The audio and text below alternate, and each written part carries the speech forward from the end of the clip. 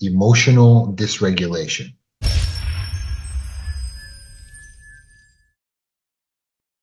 Have you ever seen a storm chaser? Maybe on television. There are people that actually document storms, tornadoes, and things like that. And so they'll go out of their way to actually find the things that most of us would run away from.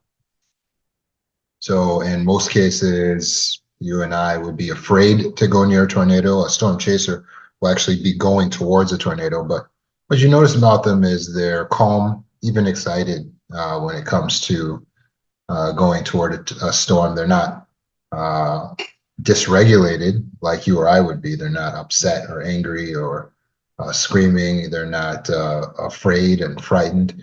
But there are different situations and scenarios where we notice people can be this way, like firefighters going in to fight a fire. They don't seem to be especially afraid. Police officers are going into high crime situations, but they display bravery. Um, a professional boxer will step into the ring against an opponent, 200 pounds. That's a killing machine. And many of us being faced with a fist fight would be a dysregulating situation. But for these professionals, they're able to walk into these situations and seemingly stay calm. So, what is their secret to staying calm? And more so, how can we actually be someone who's able to remain calm when we feel triggered or when there's something that's dysregulating us or our emotions feel like they're getting out of control? For these professionals, they have training and they have practice through their training. So their training goes through drills where they over and over again practice these scenarios. What would we do? How would we handle ourselves? This gives them a knowledge base that they can rely on, that they can fall back on, that will help them to stay calm in this situation. Also, their training and their practice helps them to train their subconscious so that they have the instincts needed, so that they know exactly how to move in any given situation. Have you ever met someone who's calm in a somewhat trialsome situation? A person who's able to just remain baseline, they seem to keep their peace no matter what's happening around them. You meet a person like that and it's downright inspiring. And you think, wow, I would love to be like that. I would love to just be able to stay calm. And you might even be someone who says, but I can't do that. But is that accurate? Is it really true that you cannot be a person who learns the skills of staying calm? Well, just like the professionals train to remain regulated, you can train to remain regulated as well. It's a skill. Emotional regulation is a skill. It's relying on a set of trained reactions, trained skills that you have. And so that you have the knowledge going into the situation, you have the skills going into the situation, you can avoid becoming overly dysregulated. You can actually remain a person with peace. But that's not easy for those of us who have trauma. Emotional dysregulation refers to difficulties in controlling or regulating one's emotional state and their responses. So it's like riding a roller coaster without knowing when the next drop is going to be, when the next loop is going to be. You feel like things are just out of control once they start to go down that path. And so you can have intense mood swings. You can find yourself having outbursts. You can have anger or crying spells that are seemingly out of proportion with the actual situation. So when you feel like you're having spells and emotions that are out of proportion with the actual situation, that would be emotional dysregulation. One client said when she feels like she's low and she's not feeling well, she feels like she'll never get out of it. She doesn't see an end to the despair. And she said also, though, when she's feeling up, when she's on her highs, which she called mania, she doesn't like it because although she feels good, she also feels equally out of control. She doesn't feel like she's actually controlling her emotions. Instead, she feels like a person in a roller coaster car. You're not in control. It's just going without you. Understanding the root causes of emotional dysregulation is helpful, but it's not the key to fixing it. but it's helpful. Ultimately, it's going to stem down to trauma. Your difficulty regulating your emotion is a developmental arrest. And developmental arrest occurs because of trauma, usually early in life, early in your young adulthood, or as a young child. You had chronic stress that you had to deal with. You had a household that was unstable or unstable caregivers. And then that contributes to difficulties in your ability to manage and regulate yourself later in life. Put short, you haven't developed the skills. So how would you know? They don't come naturally to you. So even if you have the head knowledge, the instincts aren't trained to be able to handle things that are throwing you out of alignment or dysregulating, things that are triggering you. But of course, emotional dysregulation is not a laughing matter. It can negatively impact our relationships. So something happens like they were supposed to meet you at dinner and then they weren't there. Then the next time you see them, now I don't want to talk to you anymore, or you want to end the relationship, or you want to kick them out, or you are packing your bag so that you can leave.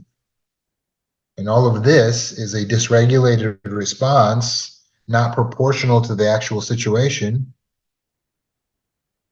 And as a result, you're actually going to create more trauma and it becomes a bigger cycle. And by the way, you can actually be guilty of emotionally abusing or neglecting the other person because you're not able to regulate your own emotions.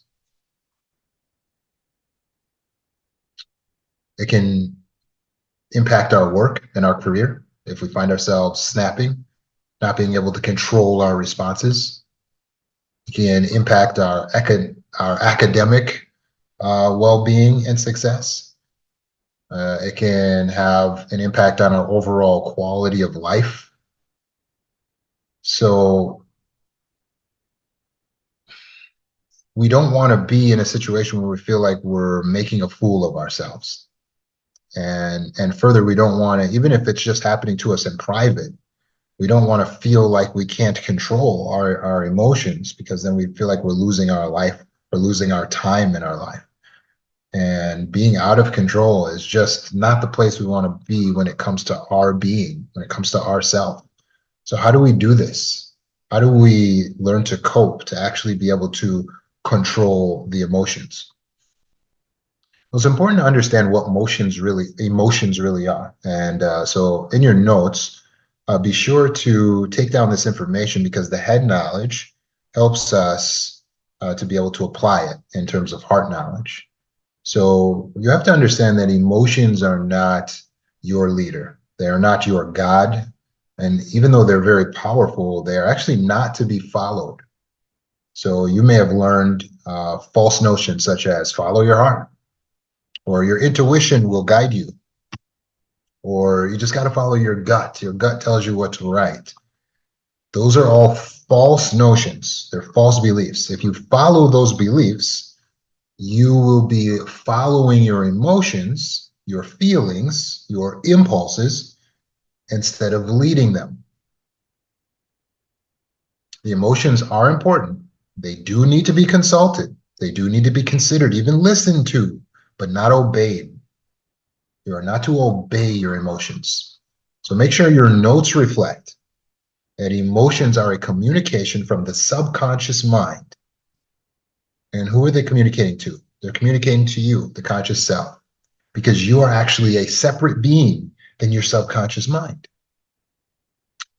Emotions are a communication from the subconscious mind to the conscious self of what? It's telling you how you perceive, or how your subconscious is perceiving that reality is interacting with its values, your values. Again, your emotions are a communication from the subconscious mind to the conscious self as to how it is perceiving reality is interacting with the values. So when I say your subconscious mind, I'm talking about your brain. It's a computer system, right? And it's got to communicate to you, the conscious person, the person who was smart enough today to say, let me turn on this broadcast, go to this healing meeting, and help myself to grow. That person's the conscious person. That's your wisest self. That person almost always makes good decisions. The subconscious is where the emotional self is, the impulses, the fight, flight, freeze, fawn. It's automatic, it's immediate, it responds quickly, and it's the default. So whenever you're not consciously controlling yourself or your body, your subconscious takes over. It's a default. It's like a backup engine. So it's like when you're not running it or controlling it, boop, it goes into the autopilot. You've experienced this when you're driving a car and then you tune out and then you can find yourself all the way home. When you walk, a lot of times you don't have to think about walking, do you? You're not like one foot in front of the other, right foot, left foot. No. Once you've done it enough, you trained the subconscious mind. So the subconscious actually handles walking for you. Some of you can walk and chew gum at the same time. You can walk and listen to music or be thinking or have a conversation. And you're able to manage all these multiple processes because the subconscious mind is a supercomputer that gets trained to do something that you do often. Keep that in mind, by the way, because we're going to need that for when we want to train it to be emotionally regulated. So it communicates to you, the conscious person, when it automatically, it's an automated system that your emotions run on, it automatically is perceiving every piece of data, every situation around you. It's perceiving, does this align with our values? When something aligns with your values, it drops serotonin, oxytocin, all dopamine, all the good chemicals that feel really good into your system. That's what gets dropped in. Whenever your subconscious perceives that something in your reality is aligning with your values, that's when you get good feelings. Give you, for instance, if there's a type of man that you really, really like, he's like to you, you really value these qualities. Maybe you value big, strong, tall, and he is these things. Maybe you value a man with a beard or a deep voice. Maybe you value a man with a lot of money. Whatever it is about this guy, maybe it's because he has a motorcycle, okay? But if in your subconscious, that's a value to you, if that man looks at you and says to you, hey, you're pretty, or you're beautiful, or I'd like to go out with you sometime, you might get a rush of positive emotions, serotonin, oxytocin, dopamine dropping into your system. Why does it feel good?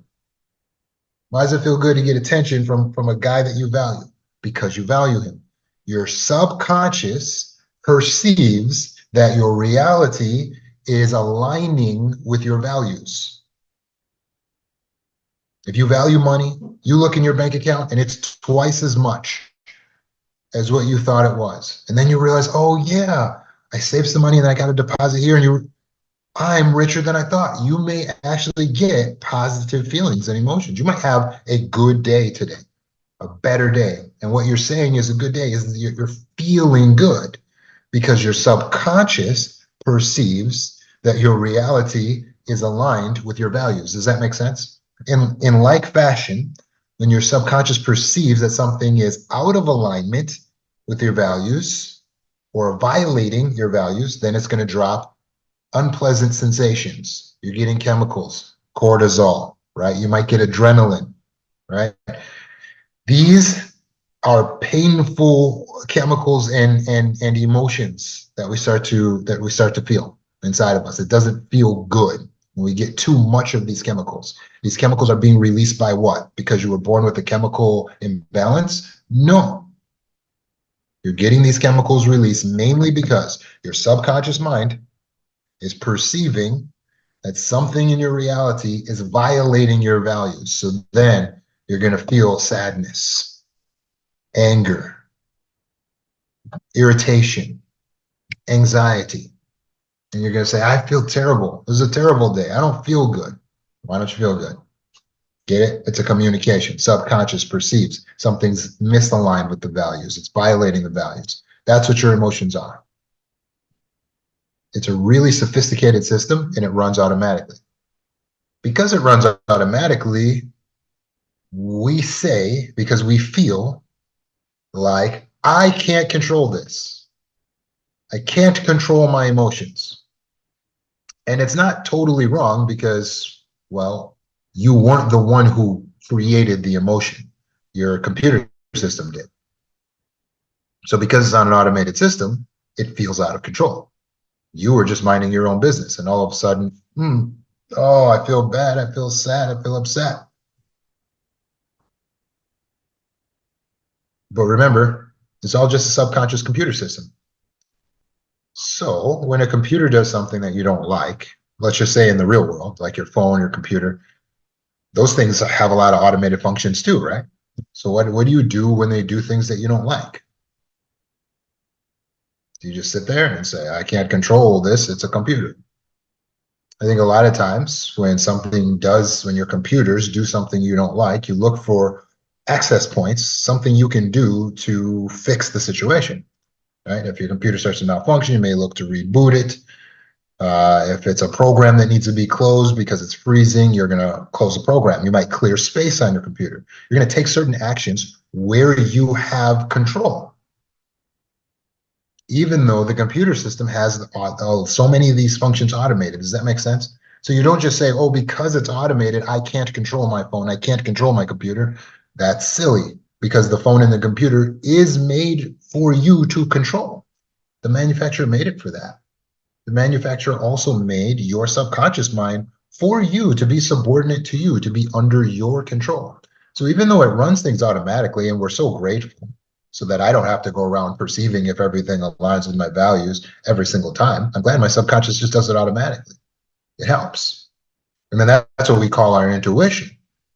And that's why we're like, my intuition is right on the money. Well, yeah, it's a computer system. It knows your values. If something doesn't align with your values, then it tells you. And you go, it's a magical intuition. It's not magical, it's science. It's quite miraculous, but it's a computer system. So I want you to look at it that way. And yes, it's automated. But no, you're not totally out of control. You have to look for the access points for how you can gain control again. So let's take the situation where I'm out at a restaurant and someone makes a disparaging remark toward me. Maybe it's towards my gender or something else about me, maybe my weight or something, and I don't like what they said. Okay, do I have to become emotionally dysregulated? Many of you have observed that you have the ability to not cry in front of people. If you don't want to cry in front of those people, and then you'll go cry somewhere else. That's miraculous. I thought you can't control your emotions. Well, what's happening there is, even though you have the same emotion, you're able to recognize a situation and say, you know what, now's not a good time for me to allow this reaction to manifest. So what I'm going to do is I'm going to wait. I'm not going to cry in front of this person right now. Right? Isn't that something? You have the ability, you can observe. All trauma survivors have observed.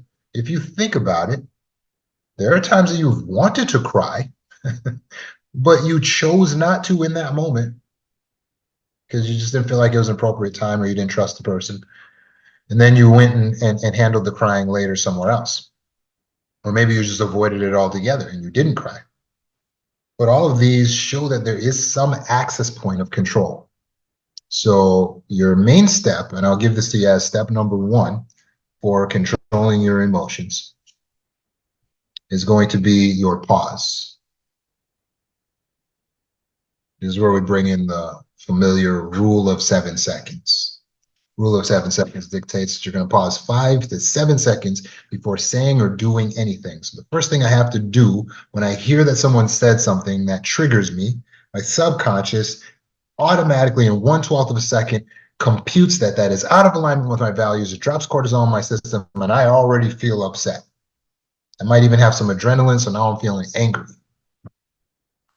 But am I going to immediately react? No, I'm going to remember rule number 1 of emotional regulation, to pause. What does that mean? 5 to 7 seconds minimum, I will take no action. The only thing I will allow myself to do is to breathe and blink, physically speaking. I'm only going to breathe and blink. I can think as well, because I'll need to meditate. So on the outside, that's going to look like this.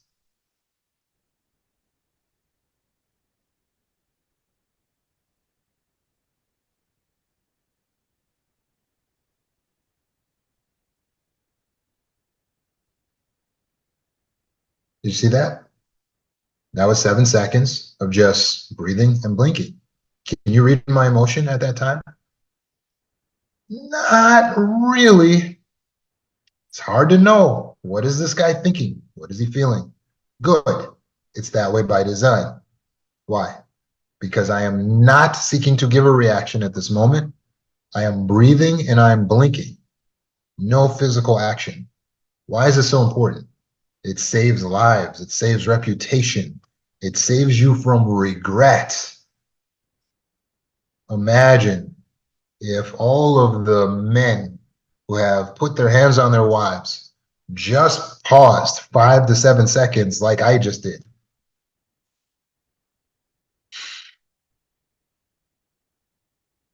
Instead of allowing the hands to start to flying. Imagine if all the moms who smack and hit their children and snatch their children up and grab them and push them and shove them and punch them just paused for 5 to 7 seconds when they felt provoked.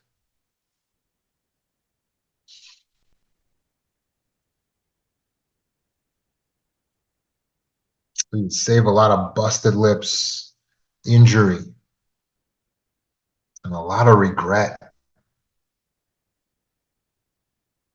It's considered abuse to allow your hands to do what you're feeling on the inside when you're emotionally dysregulated. You can get in trouble with the law. And you can't tell the judge, I was dysregulated. He's not, jail, is not doing anything. Well, you don't understand. I had childhood trauma. It's not an excuse. It's a reason. It's not an excuse. We have the responsibility to control our actions because we have the ability to control it. Making sense? So, no, not time to start hitting, kicking, and punching people who are physically weaker than us. It's always 5 to 7 seconds minimum of just waiting. What's happening while I'm waiting here? Well, inside my mind, I'm allowing my cerebral cortex to boot up, which means I'm accessing my deeper thinking.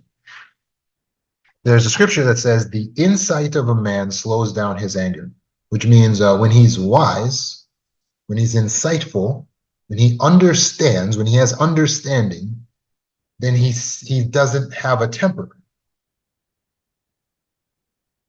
Really, our temper flares up from thinking we get the situation because we just obeyed the subconscious impulse. They say one thing and you, what? Ah. All of that was because you didn't pause and just have insight. Your insight comes from the meditation, from the pausing. As I pause, I'm starting to think, I'm starting to ask questions. One of the first most important things I think about while I'm paused during that 5 to 7 seconds, especially if it was triggering, especially if I'm feeling the emotions inside of me, I've got the chemicals and they're rushing my system. One of the most important things I think about is a visualization of what the man I want to be would do in that situation. I just give myself a little flash, a little imagination of what the ideal version of myself would do at that moment. And that's what I want you to do. Once we let the floodgates open, it's hard to close them back. This is why we have to catch dysregulation before it gets out of control. In the very moment, in that very second, that millisecond, that's your moment to have the trained impulse to pause and think. When you're thinking, one of the first things I want you to visualize is what type of woman you want to be in this situation. How would she handle it? And when you get that vision of serenity, you see how calm she is. You see how she doesn't yell. She doesn't raise her voice. You see how she takes the time to think, and then she says just the right thing. When you visualize that, that vision becomes powerful because it gives you a guide for what to do when you start moving and animating your body again.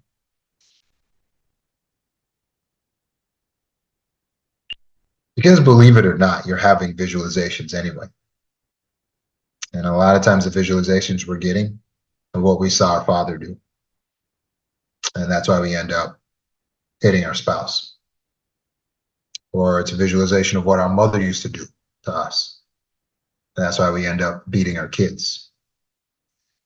Or it's some kind of visualization of what we see in the media. And that's why we're yelling and we're screaming and we're acting all outside of our character and we got hands flailing and we're yelling. A lot of times we're getting flashes, we're getting visualizations, and we're following those visualizations instead of giving ourselves, instead of choosing for ourselves the path out of the millions of potential options. But you can't see these millions of potential options if you don't stop and freeze time. That moment when you're inside the mind meditating, you're in the quantum realm at this point. And you're able to create new reality. I kid you not. It's so powerful that people will see the way that you responded and they will say, "You are so calm. I wish I could be calm like that. That was amazing."